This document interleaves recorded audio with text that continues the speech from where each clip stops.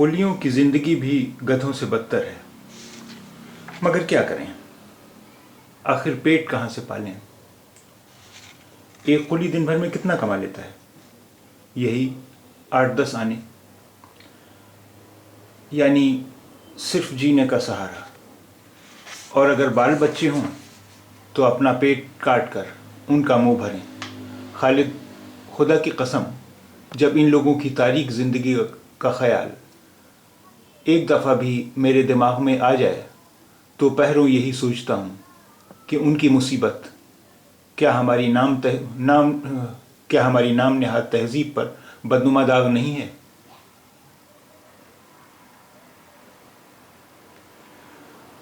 दो दोस्त प्लेटफॉर्म पर टहलते हुए आपस में बातें कर रहे थे। खालिद अपने दोस्त की गुफ्तगू सुनकर कदरे मुताज्जिब हुआ और मुस्कुराकर कहने लगा, क्यों मियाँ, ये लेनिन कब से बने हुए हो तुम? तहज़ीब किस बला का नाम है? इंसानियत के सर्द लोहे पर जमा हुआ जंग? जाने दो ऐसी बातों को।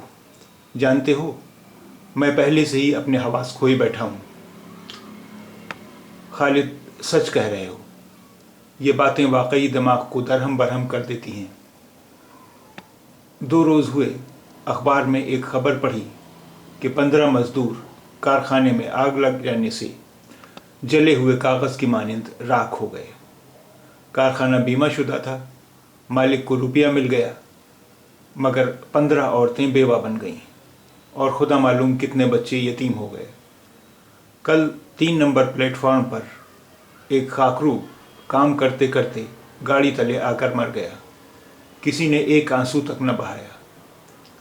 जब से ये वाक़या देखा है, तबीयत सख्त मग़मूम है। यकीन जानो, हलक से रोटी का टुकड़ा नीचे नहीं उतरता। जब देखो इस खाकरूब की खून में लुथड़ी हुई लाश आंखें निकाले मेरी तरफ घूर रही है। मुझे उसके घर ज़रूर जाना चाहिए, शायद मैं उसकी कुछ मदद कर सकूं।